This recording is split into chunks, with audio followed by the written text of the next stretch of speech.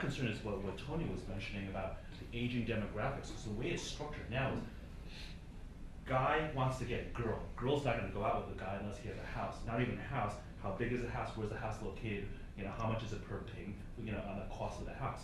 So, guy's mother and both grandparents come and funnel the house and they pay for the house.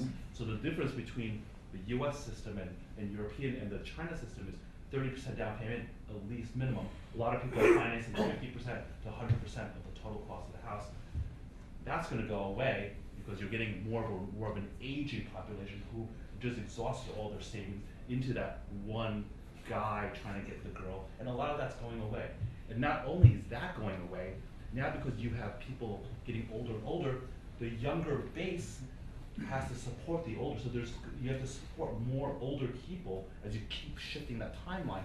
So their discretionary income becomes less. So not only are you getting subsidized by the old people, the young people have to subsidize the older people. The discretionary goes away, and it's the longer-term secular issue of buying the houses coming onto the market that I have an issue with. So you're saying it's an important driver for the economy, which I clearly believe because there's a 7-layer amplification going through the economy. I'm going to have an issue with that. So I don't know. Yeah, I worry. I wonder.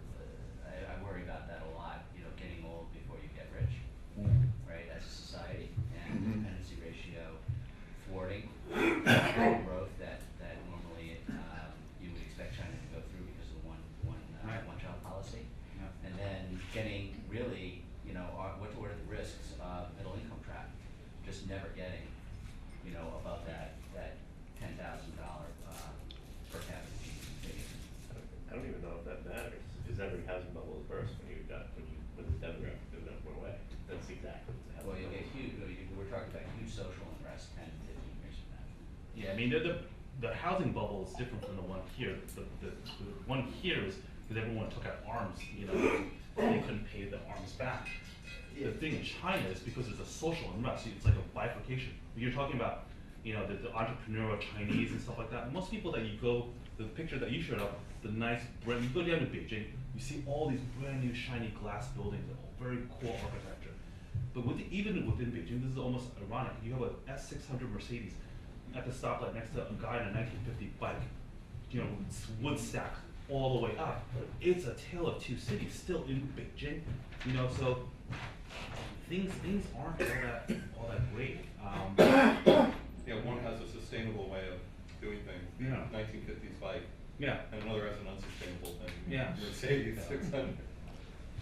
I think your comments underline what I was saying earlier about the critical importance of the property sector. It's a huge part of the economy. It's a huge part of growth. Right. If things go wrong there, things will go wrong. Right. But on the enterprise side, the corporate restructuring that you were raising earlier, I don't think anybody, quite frankly, certainly not me, has a complete and up-to-date picture of that. What is happening in China is massive adjustment in response to changing economic growth models, lower profitability, excess capacity. There is a massive industrial restructuring going on. Oh, there is, which leads to the other point where everyone keeps on talking about stimulus. You stimulate something. What they did before is they invested in capex into steel mills and paper mills and copper plant, coal mining. There's so much overcapacity. They're trying to close everything down. I mean, there's a massive supply-demand imbalance, right? Yeah. So to get more stimulus, it has to go somewhere. It's not going to go to places where they're now trying to close down. So I don't know what they're going to do with it. There is undoubtedly a very significant excess capacity problem in basic industries, but not necessarily across the board in manufacturing.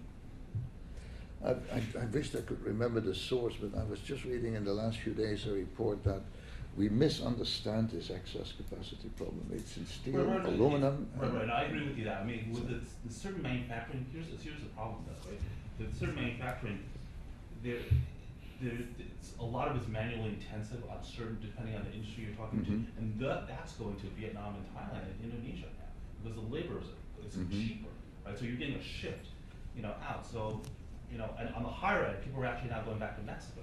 So, I don't know. I say really negative on China by Well, there was another Boston Consulting Group survey that talks about the differential producing in low-cost destinations in the U.S. as opposed to coastal China was going to shrink dramatically by 2030. You know, I did a lot of work in one of the villages in South China that's part of the global production chain. They had about 6 years ago 400 foreign invested enterprises in the village, and it's down now to 198. Wow. And most of those have gone What area were they? in Dongguan. But what? Oh, shoes. and I was just going to say, what has gone out has been the low cost manufacturing and processing, and that's what shifted out. The interesting phenomenon, though, is they still have the same number of enterprises in the village. They still have 400. Because what has come in is Chinese private enterprises, because they find the environment there more conducive than, you know, in the north or in other parts of China. But of course, the Chinese domestic enterprises tend to be, you know, 3, 4 people employed instead of, you know, 80 or 100. So the number of migrants in the village has 3,000 people. The number of migrants at its peak was 150,000. And it's now dropped to 80,000. So yeah, so these adjustments are taking place quite significantly. Before Peter goes back to Was his there part, a speciality for that? I mean, a lot of production in China concentrates in a lot of their problem is another problem they've got is that they did have a speciality, but it's unlike the areas around Kunshan, which tends to be in the new IT technologies. They did a lot of the old sort of baseboards, desktops, and they realized that, you know, because I talked to them about, you know, can you concentrate around your main industry? And they said, well, the trouble is our main industries are the dying part of that market, so they're really stuck. I just want to throw in one other thing before you get back, because you raised the question, which I talked about, of the aging. The other, which I do think is tremendously significant, you know, as I said, it's going to have all kinds of impacts.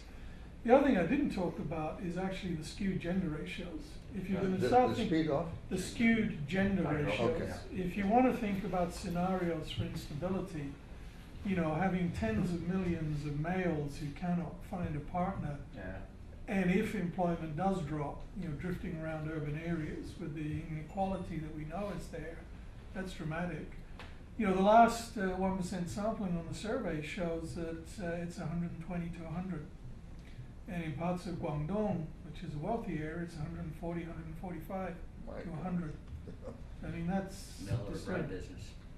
Well, you know, it's gonna, yeah. I mean, a village, you know, I used to work a lot in the Yunnan border. Bride price used to be 3,000 RMB, and this is a village where average income is 700 RMB. It's now 35,000. You're kidding. That is a great price chart for